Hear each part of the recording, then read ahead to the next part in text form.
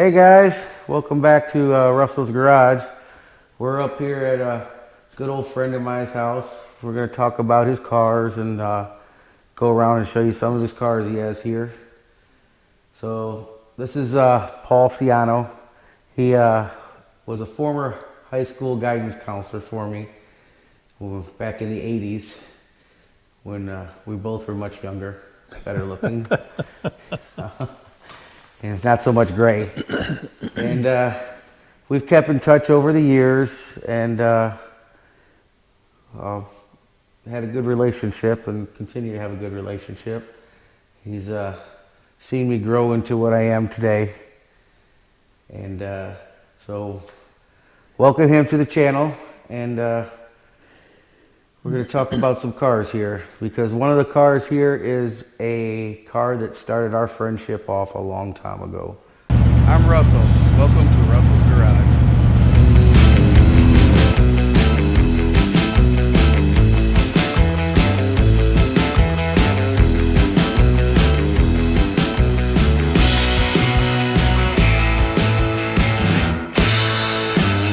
What do you want to tell us about your cars? Well, I bought a CORVAIR back in 1966. It was originally turbocharged, and it was a very nice car. And I drove it around for a while, and a friend of mine took me for a ride in a CORVAIR that he had just converted to a V8. And I think it was about halfway through second or third gear. I said to myself, I need to have one. So, let's talk about your CORVAIR. Okay. I purchased a 1966 turbocharged 6-cylinder horizontally post engine, stock engine. There weren't that many turbocharged cars around in those days. And I enjoyed the car. It was a good car. And then one day a friend asked me if I wanted to go for a ride in his CORVAIR. And his CORVAIR turned out to be a late model CORVAIR that he had installed a kit that was available from Crown Engineering, located in California, that bolted into the CORVAIR. You could put a V8 engine, transmission input shaft is modified, uses a stock CORVAIR differential. This particular differential has been beefed up with 2 additional spider gears, and that came with some of the extra torque. So anyway, in about 1970, I decided to convert my CORVAIR into a mid-engine V8 powered CORVAIR. I did that, and the first engine was a 327 that was good engine, no complaints. I drove it for a few months and managed to wipe a cam lobe. And about the same time, I encountered 302 Z28 Camaro block, which was a good fit for this car in that it didn't have so much torque. And the real worry is you have so much torque that you start peeling teeth off of either the ring gear or the pinion gear, which has happened. But if you drive sanely, the ring and pinion that's in there now, the differential, has been there for 50 plus years. So, but it does not make sense to sidestep the clutch at 5,000 RPMs either. So you have to drive semi-sanely. Anyway, I've had the car over the years. I have improved it over time, each year, adding a little thing here, a little thing there. Maybe we can do a walk around later, and I'll point out the spots that I did. You bought that car brand new. I did, yes. And how many miles are it now? I really don't know, but if I had to guess, I'd say low 60s. How many miles were I when you started conversion? Don't know. Oh. But really don't. But I drove for about 4 years, so 4 years daily driver, pretty much. 10 miles to and from work or so. Yeah, something like Just butts around town. Yeah. that. Anyway, it was a good car. Enjoyed it. What'd you buy after it? For the first time in my life, I said, Paul, you need to be a little bit more practical in your cars, so I bought a Maverick. And Mavericks are cool cars. this was 6-cylinder. And it might have even been an automatic, I don't remember. But anyway, that's what I replaced it with. And I really don't remember all the progression of cars over the years. But So what is your dream car, and have you ever owned it? well, everybody gets has a dream car. I don't have a particular model in mind, but I've always thought that a red and tan Ferrari would be a good fit for me, but I've never taken the plunge. So I have to content myself with what I have, which is just fine. So all the years, Corvette has always made a front engine rear drive car. They've now started making a mid-engine car. Well, Do you think it's because of what you did with your Corvair that made Corvette? no, the engine in the original Corvair was a rear engine turbocharged I'm 6. talking about the Corvette though. Oh, the Corvette. Now they're making mid-engine Corvettes. Oh, yes. Do you think they've done that because you made a Corvette out of a Corvair? I really don't know. I did know at the time that these things cornered very well. And it corners well in engineering speak. It has low polar moment, which is best described as if you take a heavy hammer and you grip it near the end of the handle and you try and move it like this, there's a lot of inertia. You slide your hand up where the head is, and you're able to do that much more quickly and easily. So it has low polar moment built into it. And because the bulk of the weight is in the vicinity of where the engine is, and it does handle quite well. If they were such well-handling cars, why were they considered unsafe and they needed to be gotten rid of? Well, Ralph Nader happened to name a book with a catchy title, Unsafe at Any Speed. And you talk to any Corvair person and they will tell you they were no worse than other cars on the road at the time. The early model Corvairs, which were produced from 1959 until 1964, 59, 60, 61, 62, and 63 were suspension sort of like the Volkswagen did. And that was not the world's best suspension. And yes, the wheels would tuck under in hard turns, but for normal driving, they were just fine. Then they came out with the late model, which in my mind is a more enduring and pleasing shape that's lasted a long time. For a 50-year-old car, it really doesn't look like a 50-year-old. Right. And you owned one before this one, too. I did. I owned a 64 turbocharged convertible, which I wish I had back. But I traded it in for this one. So, that's my Corvair story. It's a beautiful car. It's had a lot of work done to it. I remember the first time that I started working on it, I had basically no money.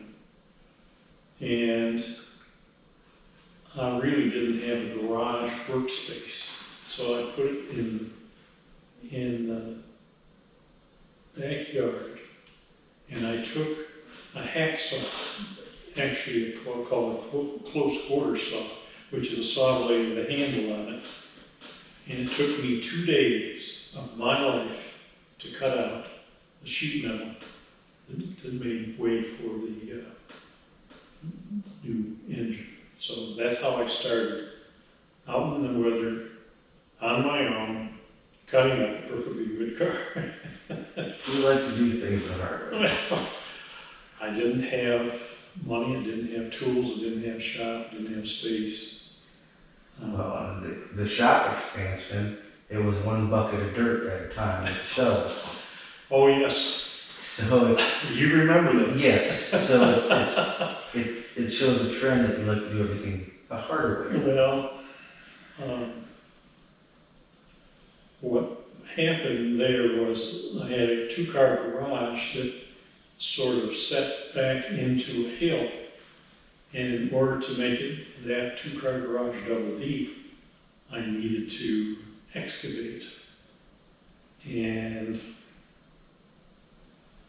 all I knew was I had a pickup truck and I had a shovel and put lots of buckets of dirt in the back of a pickup truck, take it to a friend's place and he wanted the dirt, so I did that. And eventually, with your help, bless your heart, we extended the garage and made it double deep, and I finally had a little bit more garage space, which I appreciated. And that became the area in which I did the final assembly on the CORVAIR. And I didn't work on it all these years, but sometimes life happens and you just aren't able to get to things because there are higher priorities. And had a wife and a child, bills and all the things that people have. And it didn't get worked on sometimes for months, maybe even ran into a year or two at some point. Now, the first time I seen the car, it had a tag of registration on it of 88. Is that right? Yes. Hmm. And it had already had that motor with the mechanical fuel injection in it. The gas tank was removed, Is and the that hoses, the lines weren't all hooked up because you had to sandblast the gas tank underneath the front for it to go in. I'd forgotten that, but you remember. You didn't even have a floor in the trunk of it because you could still see the old. Yes, and now I have a floor, and it's one of the nicer things about the car now. When we do a walk around, I'll show you. So, So a lot has happened with this car. yes, details that the casual observer just wouldn't know.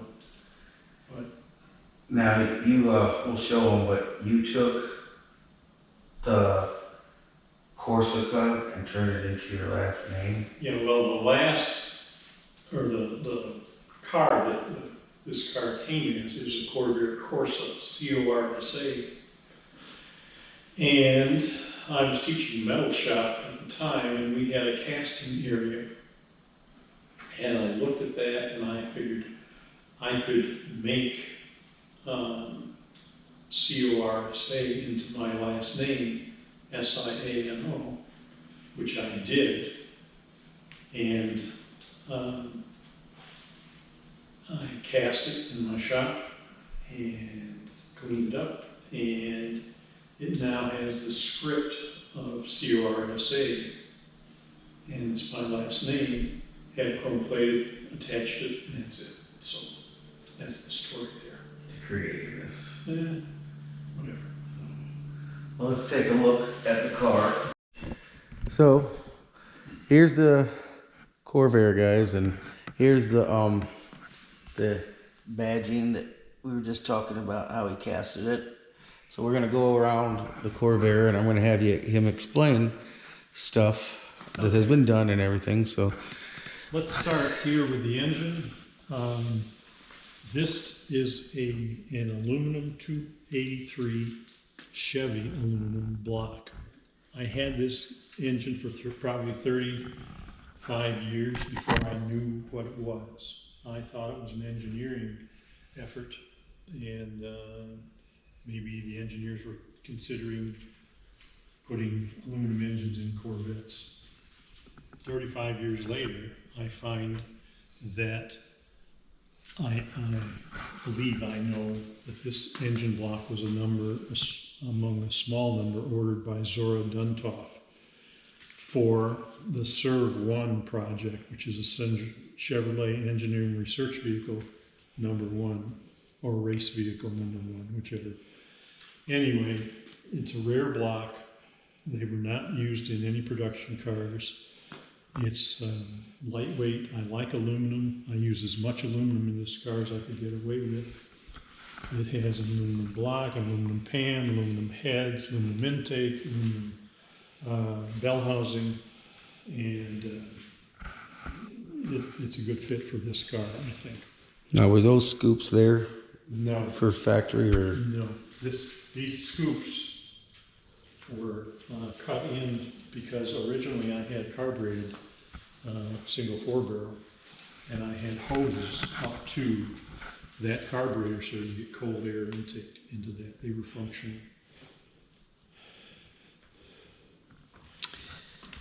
And these wheels? The wheels are mini lights. They're from England. They're 14x6. And one other thing I wanted to mention, I have put in a quick shift kit, which makes this feel like it's very direct shifting and quick and short.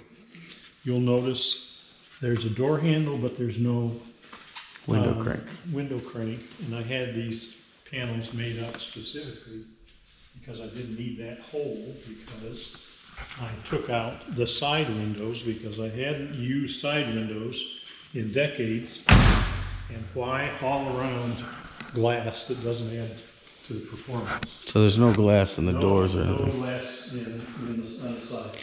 I do remember, though, back in the 80s, these panels back here were aluminum color. They weren't. Correct. They were not black. Right.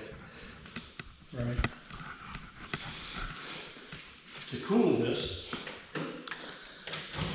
we have an up front mounted radiator. I bet you that's a lot bigger than factory. Well, the original was an air-cooled motor, so there was no radiator. And as the kit suggested, I cut out the wheel wells. I had some aluminum pipes made to duplicate the factory in the kit. They were steel, and I had these made out of aluminum, and mounted the radiator, and it's cooled this thing very well. You have a hydraulic clutch on it? I do. That's not factory. No. But what on this car is factory anymore? Yes, right. And you have Weldwood 4-wheel disc brakes on it now? I do. I believe the rears are Weldwood. Yes, they are 4-wheel wheels. And back here, where the engine, the original engine was located. Take this stuff out of here. There's now a floor pan. There is a space for a trunk. It holds whatever it needs to be held. And it also has screws, because on the sides I put little thin pieces, maybe 1/8-inch aluminum, about 3 or 4 of them, and then I put in U-channel aluminum cut to length. They fit down over those, and you don't have to get at the differential area very often. But if you do, they pull out, you put yourself on the floor and have access to what you need. Now, before you put this panel in, and when I seen it before the panel was in, you could see the bell housing of where the engine would mount up to the. Mm-hmm. Do you have that plated off now? Because it just used to be open with the output shaft. Because you had it reverted to the other side. The input shaft in the transmission was changed so that the input is just like a regular car. And with the Corvair, the input and the output was through a hollow shaft, and because there's no engine here anymore, you don't need that. So the drive line's pretty much like a regular car. Would you do it all over again? Yes, I would. Just I in know less what I was time? getting into. No, I didn't. But over time, it is 61,000 miles on it. 61,000, not a bad guess. Also, in the event that this engine block, which is rare and really deserves to be located in a museum, not in the back of some old guy's Corvair, I have another engine over here, which is an aluminum 350. It's new, and this is ready to be installed in the Corvair if I'm able to sell the aluminum 283 block. And if anybody wants to buy this rare aluminum 283, it's available for somewhere in the vicinity of $20,000 or so. You said this is like a NASCAR block, right? This is a race block, and I was told from the guy who sold it to me that this was a part of Dale Earnhardt's estate. So this is a race block. It doesn't have a provision for a dipstick, and there's no provision for a mechanical fuel pump. And so it's different than a street block. Now, you had in the trunk here, you have the thing about the V1 that this motor was technically built for, right? This special aluminum block motor. Well, I learned about it, and it was for the Serve One. The Serve one, yeah. Yes.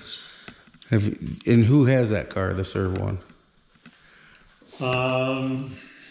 General Motors now owns Oh, that. and they're not Paid interested in, over $1 million to get that car. and they don't want the motor to go with it? I contacted the person that had this earlier and asked him if he wanted one. And he said, yeah. He said, I wouldn't mind that. And I didn't know he was in talks with GM. I don't know. But anyway, it didn't happen. That's why I still have the block. So if anybody's interested, just know it's available. So this special aluminum block, short block motor here is available for sale for $20,000. So if anyone's interested in that motor or wants to get this motor, you can reach out to me in the comments and everything, and I can get you in connection with Paul, and you guys can work it out from there. He does also have a Miata motor that he's trying to get rid of too. Not a big deal. But If you want a good low mileage Miata engine, it's available. yeah. I want to add that the $20,000 is for the short block. If you want a complete engine, then it's going to cost more than that because of the carburetors and heads and all that. Yeah, so it's just for the short block, and the heads and all that stays. The heads, intake, Unless carburetors. somebody wants the whole engine. Yeah, unless somebody wants it all. Anyway, So what's next on your Cobra? Anything special? well, you want to do a walk around on that? Oh, we can. Okay. This is a Kit Cobra, Factory 5. I bought this probably 6, 7, 8 years ago. And Try like 4 years ago. 4 or 5 years ago. maybe. I really don't know. I've only been in Florida 8 years and you didn't have it All that. right, okay, well, that's a good way to check. I'll be your memory. I'm old, It's not easy being 82. It was 4 or 5 years ago. Pull up, go up. I Go do this up. all the time.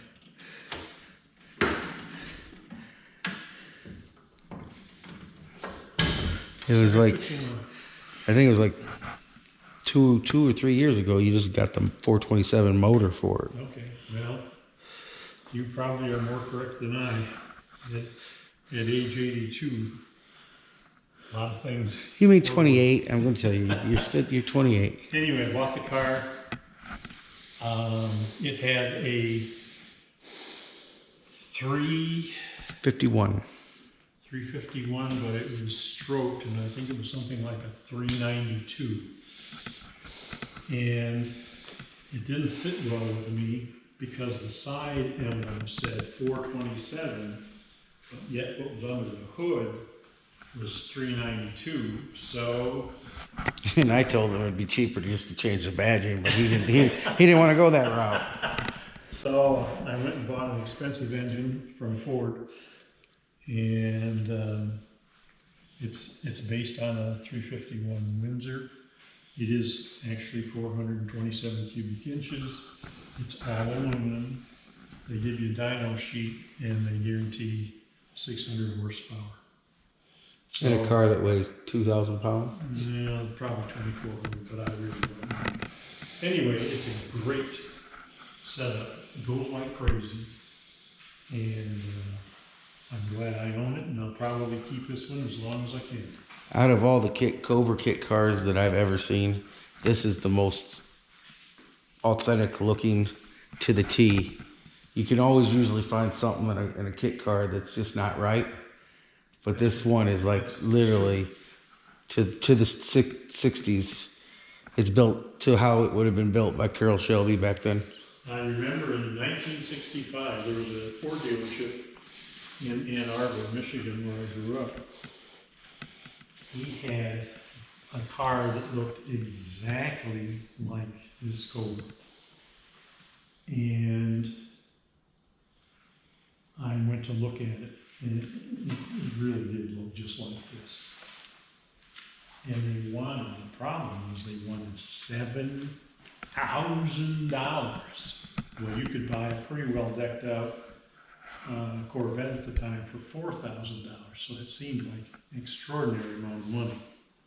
And I probably wasn't making but about $7,000 for my yearly income.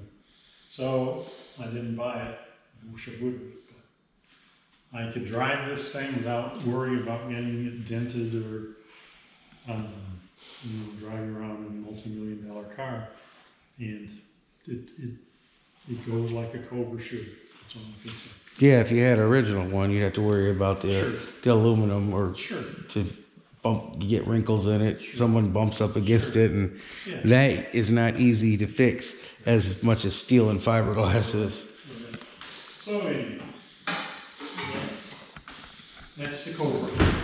I have one other car that's sort of a toy car, which is a 2002 Miata with a Honda V6 engine in it, which is about double the horsepower and double the torque of the original engine.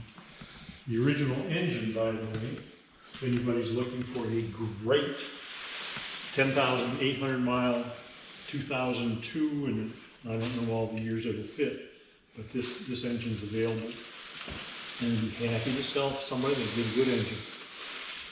9,000 mile Miata motor. Yeah, 10,800 to be exact. 10,800. Yep.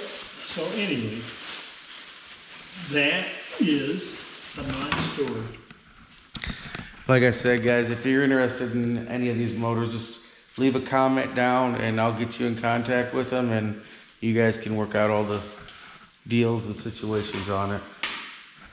But, well, I want to thank Paul for showing us his cars today and taking the time to sit down with us and talk about some old times, bring back some good old memories from Ann Arbor days.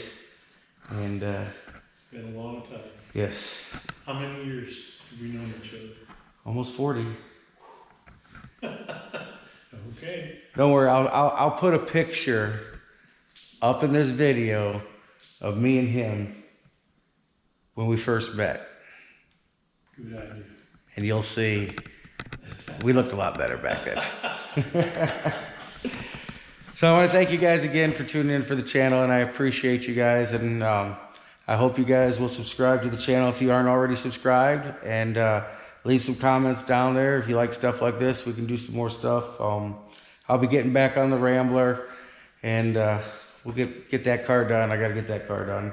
So remember, like, share, subscribe. Thanks.